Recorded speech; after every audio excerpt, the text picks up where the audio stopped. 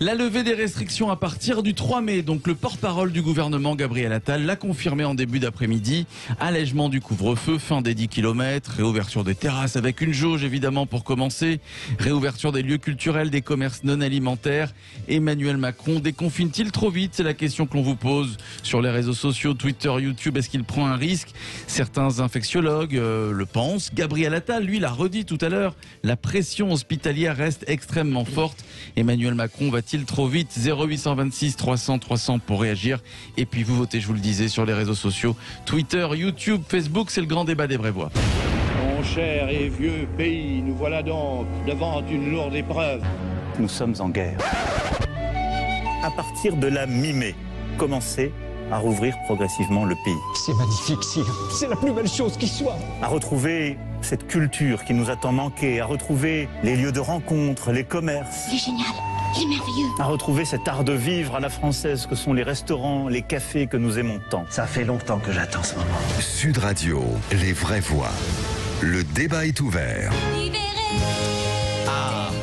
Non mais honnêtement... Non, ce qu'il y avait d'extraordinaire, Jamel, est fabuleux, c'est que dans la partie où on entendait Emmanuel Macron faire des promesses, derrière l'instrument c'était du pipeau. Mais oui, mais il l'a fait exprès. C'était vraiment Vous savez génial. ce que c'est la bande originale du Seigneur des Anneaux. Ah, j'ai pas vu un seul épisode du Seigneur des Anneaux. C'est exceptionnel, c'est quand nos petits rentrent à la comté et qui découvrent ce paysage merveilleux après leurs aventures. C'est magnifique. Les Français vont être donc libérés, délivrés à partir du 3 mai, donc déconfinement par étapes. Bonsoir Jean-Paul Hamon. Bonsoir. Bonsoir à vous, médecin généraliste qu'on connaît bien sur Sud Radio, président d'honneur de la Fédération des médecins de France. Le grand débat, c'est également avec Philippe Bilger, Françoise Degois, Philippe David, Jean-Paul Hamon. Alors, est-ce que, c'est la question que l'on pose sur les réseaux sociaux à nos auditeurs, est-ce que le chef de l'État ne prend pas un petit risque quand même en déconfinant par étapes à partir du 3 mai, en sachant qu'il y a le variant brésilien, le variant indien qui est sur notre territoire? Et puis surtout un plateau en réanimation et d'hospitalisation qui est extrêmement élevé. Donc il faut pas, il va certainement soulever un petit peu le couvercle, permettre la réouverture des terrasses, permettre peut-être la réouverture des musées au tiers de jauge. Mais à mon avis, il devrait pas aller beaucoup plus loin. Peut-être que ce serait bien qui permettent aussi, tant qu'à rouvrir les terrasses, lever un petit peu le couvre-feu jusqu'à 20h, 20h30, de façon à ce que vraiment les Français puissent un petit peu respirer. Ça permettrait peut-être d'éviter les fêtes clandestines. Mais même en soulevant un peu le couvercle, comme vous le dites Jean-Paul Hamon, est-ce qu'il ne prend pas un risque, le chef de l'État? Regardez, avec ce qu'on vit en ce moment, ça n'empêche pas la pression hospitalière, les contaminations de continuer. Non, mais justement, c'est-à-dire que c'est quelque chose qui est raisonnable parce que en extérieur, on se contamine relativement peu. Et si les terrasses respectent vraiment les mesures barrières, qu'on soit à 1 mètre, à plus d'1 mètre les uns des autres, que quand les gens boivent pas, ils remettent le masque, etc. Donc, je pense que sincèrement, on prend pas beaucoup de risques. Rouvrir les musées à tiers de charge, on prend pas beaucoup de risques. Mais à mon avis, ils iront pas beaucoup plus loin parce que on a quand même que 4 500 000 de Français qui ont reçu les 2 doses, 18 millions de vaccinés. On voit que il faut quand même bien motiver les gens pour les vacciner avec de l'AstraZeneca. Et donc, il faut attendre que la vaccination avance. Donc, si on fait ça, on a quand même devant nous, plusieurs mois d'été qui vont arriver, où les gens vont pouvoir vivre dehors. Et là, naturellement, le couvercle va pouvoir se lever. On a quand même quelques mois devant nous pour que les machines industrielles se mettent en route pour accélérer les vaccinations. Et d'ici le mois de septembre, septembre-octobre, on aura vacciné pas mal de monde. Donc, alors vous parliez de couvercle, vous voyez Jean-Paul Hamon, je trouve le verre à moitié plein quand même. D'autres voient le verre à moitié vide. C'est le cas de Françoise Degois, peut-être des deux Philippe. Françoise. Questionnement à Jean-Paul Hamon qui est toujours d'une grande sagesse. Moi, je voudrais savoir sur quels critères, hormis le pari politique, qui est une expression que je ne supporte plus. Sur quels critères on rouvre, très exactement? Boris Johnson avait fixé 5000 cas par jour, 60% de la population. Il a tenu. Il a rouvert quand la Grande-Bretagne est descendue en dessous de 5000 et 60% de vaccinés. Quel est l'Israël? Évidemment, Israël d'ailleurs avait ouvert au bout de 30% de population vaccinée. Ils ont tout de suite refermé parce que ça repartait. Quel est le critère exactement de réouverture? Je le dis parce que j'en ai marre des paris politiques. J'ai pas envie que dans un mois et demi, on nous explique on fasse marche arrière. Non, mais ça c'est le deuxième point. Non mais Jean-Paul, le deuxième point, c'est que j'ai pas envie de vivre dans un pays où on accepte, au nom d'aller pouvoir aller boire un café en terrasse, qui est 700 morts par jour et 8000 personnes en réa. Ça m'insupporte. Cet égoïsme collectif m'insupporte. Jean-Paul Hamon. On est bien d'accord, mais le seul critère, à mon avis, c'est le critère psychologique. On voit que le moral des Français est au plus bas. Moi, dans mon cabinet, je constate des gens qui sont de plus en plus déprimés. Je vois des gens qui ont commencé à picoler chez eux. Et puis, je vois des ados qui sont en grande détresse. Donc, je pense sincèrement que quand on lève le couvercle comme ça, un tout petit peu, on ne prend aucun risque. Mais les 10 km par exemple... Non, mais attends, François. Attends, vas-y. À l'intérieur, à l'extérieur, le risque de contamination, il est extrêmement faible. Mais de boire un coup à une terrasse, mon Dieu, on va avoir l'impression on est tellement privé depuis un moment qu'on va avoir une impression de liberté énorme. Si en plus on permet un tout petit peu le soir aussi de pouvoir le faire, plutôt, parce que le couvre-feu à 18h, à 19h, on entasse les gens dans les transports. Donc là, voilà. on libère un peu de gens. Ça va détasser un peu les transports. Ça va permettre aussi aux gens, mais à 20h30, vous êtes chez vous.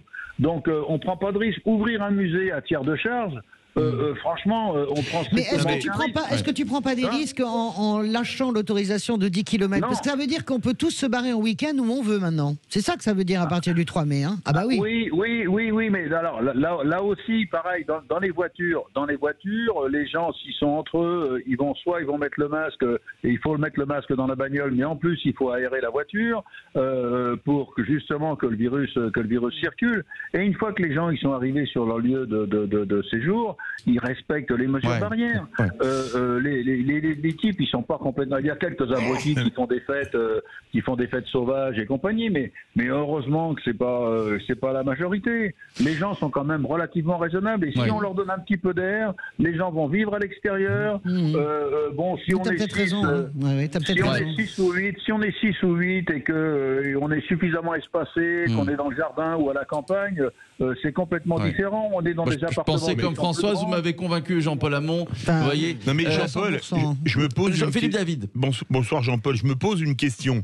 En France, on a les restos, les cafés fermés, mais on nous dit qu'il y a toujours plus de contamination, alors qu'ils sont ouverts en Espagne, par exemple, et il n'y en a pas plus. Où est-ce que les gens se contaminent? C'est quand même la vraie question. En Espagne, à part les bars à tapas, les mecs qui sont quand même dehors, hein, c'est des restaurants où tu es majoritairement dehors, il fait beau, ça va, tu peux manger dehors. Alors en France, actuellement, où les gens se contaminent en France, parlons de la France, Jean-Paul Hamon, en ce moment. Alors les gens ils se contaminent essentiellement à l'intérieur, ils se contaminent chez eux. Est-ce qu'on peut se dire aussi, Jean-Paul, que on va carrément dans le trivial, mais la réalité, c'est que c'est 170 € un test en Espagne. Donc les gens se font moins tester qu'à France, où les tests sont complètement gratuits. Ouais. Donc c'est le seul pays en Europe où les tests, et l'Italie aussi en partie, où les tests sont 100% gratuits. Donc je pense aussi que les gens font énormément de tests, beaucoup plus peut-être qu'en Espagne. Je me trompe ou pas ? Non, mais oui, c'est pas faux. Moi, j'ai un de mes patients là qui est resté coincé 3 mois au Mexique. Là, il est rentré. Il m'a dit, mais au Mexique, on est dehors. Il dit, mais les mecs, ils font pas les tests parce que c'est 80 €, c'est $80 le test. Donc, on sait pas où on en est, en fait. Salaire moyen mexicain. Philippe Bilger, on vous a pas entendu, mon cher Philippe. Non, mais vous avez sans doute deviné, Philippe, que je n'avais rien d'important à dire. Même si je me réfugie derrière la caution médicale de Jean-Paul Hamon, moi, j'allais dire, au fond, je ne me vois pas reprocher maintenant au président de la République de tenir à peu près un engagement.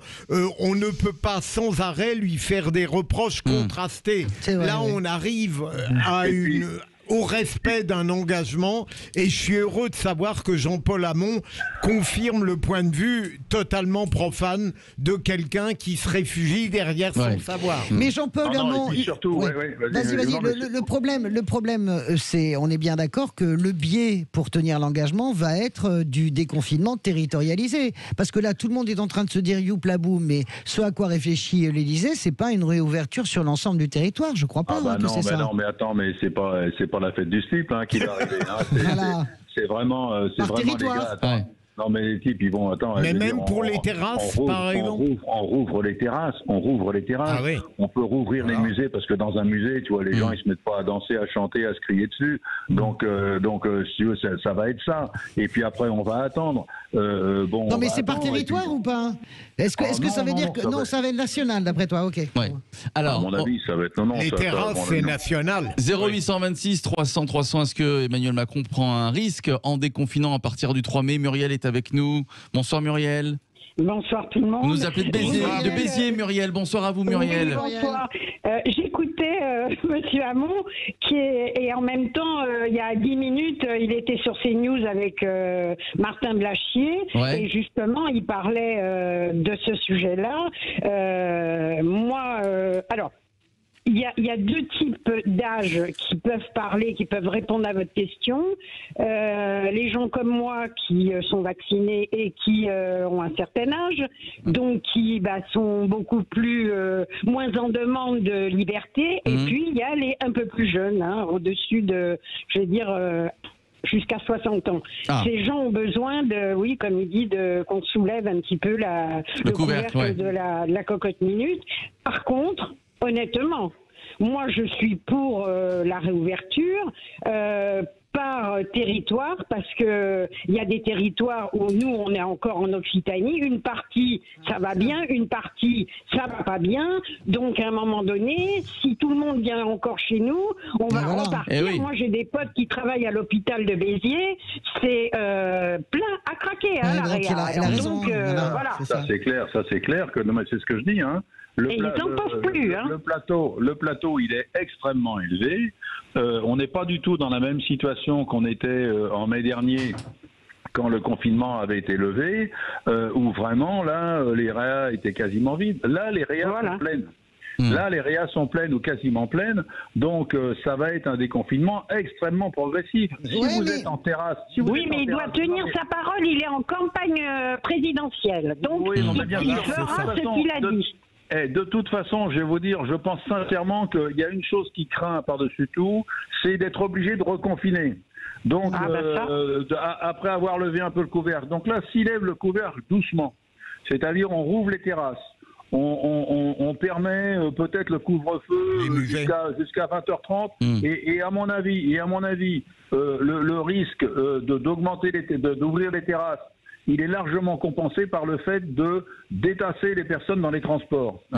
Parce que les gens qui doivent rentrer chez eux à 19h, je vais vous dire, je voudrais bien voir les métros, comment ils sont pleins, ou les c'est bus, les sardines en boîte. Ils sont pleins. Non mais Muriel, Jean-Paul, ce que dit Muriel, moi je trouve ça très intéressant, elle parle de territorialisation. Je repose ma question, est-ce que vous êtes vraiment sûr qu'on fait une mesure générale sur l'ensemble du pays, ou on fait par territoire? Moi, je pense que Monsieur Véran veut par territoire. Mais la décision qui a été prise apparemment, c'est national, puisqu'on communique sur la date du 3 mai et du 17 mai. Absolument. Il nous reste peu de temps, Jean-Paul Hamon. Un mot sur les variants brésiliens et indiens. Est-ce qu'il y a une réelle menace sur le pays? On se souvient, le variant britannique, il y a 1 mois et demi, 2 mois, il était à 5%. Regardez aujourd'hui où on en est. Est-ce qu'on ne risque pas de prendre le même chemin avec ces variants brésiliens et indiens? Alors là, pour le moment, on n'en sait strictement rien. C'est vrai que le variant brésilien fait des dégâts, mais il fait des dégâts dans un pays qui est exsangue à tous les niveaux. Et puis, il y a le variant indien, où les mesures barrières sont difficilement respectables. Donc, clairement, les mesures d'isolement à l'arrivée doivent être extrêmement strictes. J'ai un monsieur qui travaille justement dans les purificateurs d'air et avec qui j'étais en contact. Il est allé vendre ses purificateurs d'air à Singapour. Il a atterri à Singapour. Il est dans un hôtel à l'intérieur de l'aéroport de Singapour, dans un hôtel sans fenêtre avec un bracelet électronique, et il y est pour 14 jours. Voilà, comme en Chine. Comme quand vous allez à Shanghai, c'est pareil. C'est pas du confinement à la française. Hein. Ça, c'est sûr. C'est pas de la quarantaine à la France. Ouais. Mais ce qui n'est pas ma question surtout, c'était ce qui n'est pas un peu trop tard, parce qu'on a encore pris une décision trop tard. Il est jamais trop tard. Hein, mais là, il faut le faire absolument. Et j'ai une dernière question, Jean-Paul, parce qu'on vous a sous la main. J'ai beaucoup de mal à me reconnaître dans les indications, les contre-indications. J'ai toujours pas bien cerné. Est-ce que tous les vaccins fonctionnent, ou pas un seul, véritablement sur le variant brésilien et sur le variant indien, dont on nous dit qu'il arrive sur le territoire? Est-ce que les vaccins actuellement fonctionnent sur ces deux variants? Alors, il semblerait que Pfizer et Moderna fonctionnent au moins sur le vaccin brésilien. Sur l'indien, je ne sais pas. D'accord, ok, bon, au moins il répond. J'aime bien les médecins qui disent je sais pas. Ouais, bah oui, parce qu'ils ne savent pas. Il est honnête. Non, il faut regarder. Hein. Non, ils ne savent pas. Alors, c'est vrai que notre objectif, évidemment, c'est la vaccination. Hein. L'objectif, c'est 20 millions, je crois, de vaccinés. Enfin bon, si tu te vaccines avec AstraZeneca et que ça ne marche pas sur le brésilien, tu fais quoi? Moi, j'attends, hein, franchement. Non, mais c'est vrai. On va tous attendre le Pfizer. Sur l'AstraZeneca, c'est vraiment extrêmement délicat. Là, c'est vrai que moi, vendredi, j'ai 12 personnes que je vaccine avec de l'AstraZeneca. Mais ça, c'est une chose de mes patients qui me font confiance, qui me disent, à qui j'ai dit, vous avez 55 ans, vous avez plus de 55 ans, il n'y a pas de problème si on vous vaccine à votre âge, il faut le faire. Donc, eux, ils ont accepté. Mais que ces gens-là, ils soient dans un centre de vaccination et on leur dit au dernier moment c'est de l'AstraZeneca, c'est pas du Pfizer, je peux vous dire, les mecs, ils se taillent, quoi. Si vous n'avez pas le temps de leur expliquer tranquillement, c'est des gens, moi, mes patients, c'est des gens que je connais depuis des années, ils me font confiance, ils savent que je vais pas leur fourguer n'importe quoi. Je leur explique tranquillement, mais il faut quand même 2-3 minutes pour que je les rassure, vous voyez. Un mot, Jean-Paul Hamon, et pour finir sur le pass sanitaire, donc le nouvel onglet qui est disponible sur l'application Tous Anti-Covid. On a bien compris qu'il faudra un pass sanitaire pour voyager cet été. Est-ce que vous craignez qu'il faille aussi un pass sanitaire pour entrer au restaurant, par exemple, au musée? C'est ce que font certains pays. Ouais, j'en sais rien, mais en tous les cas, il faudrait que ça marche, hein, parce que moi, j'ai téléchargé l'application Tous Anti-Covid. Des mecs positifs, j'en croise quand même quelques-uns depuis quelques mois. Vous n'avez aucune alerte? J'ai jamais reçu la moindre alerte. Comme moi, c'est pareil, jamais. Ah bah, tous autour de cette table, Jamais. Mais ce serait bien que ça fonctionne, quoi, parce que vraiment, je vais vous dire, j'ai vu des familles entières qui étaient positives et j'ai jamais reçu la moindre alerte, quoi. Mais est-ce qu'il faudra passer nécessairement par un pass sanitaire pour les restaurants, les musées, les théâtres, les cinémas? Ouais, ça me paraît pas impossible. C'est vrai que maintenant qu'on sait que les gens vaccinés transmettent moins le virus, grâce à l'étude israélienne qui a été faite, je pense que ce serait pas mal qu'il y ait ce genre-là. Alors les gens vont crier encore à l'atteinte aux libertés, etc., etc. Tous ces gens-là, ils prennent rendez-vous sur Doctolib et ça leur pose pas de problème. Donc franchement, il y a des gens qui ont des vapeurs à l'idée d'avoir un pass sanitaire, mais ils prennent rendez-vous sur Doctolib, qui connaît votre numéro de portable, votre mail, qui sait quelle pathologie vous avez, etc. Et personne ne moufte. Donc ça, il y a des trucs qui m'épatent. Merci à vous, Jean-Paul Hamon, d'avoir répondu à nos questions. Il y en a eu beaucoup ce soir. Médecin généraliste, président d'honneur de la Fédération des médecins de France. Merci à vous. Dans quelques instants, restez avec nous, Jean-Marie Bordry, les vraies voix qui font bouger la France. Et ce soir, les voix des entrepreneurs. Jean-Marie, voilà, qui est avec nous et que vous retrouvez dans quelques minutes. Et le clin d'œil aussi qui arrive, le clin d'œil des vraies voix. À tout de suite, restez là.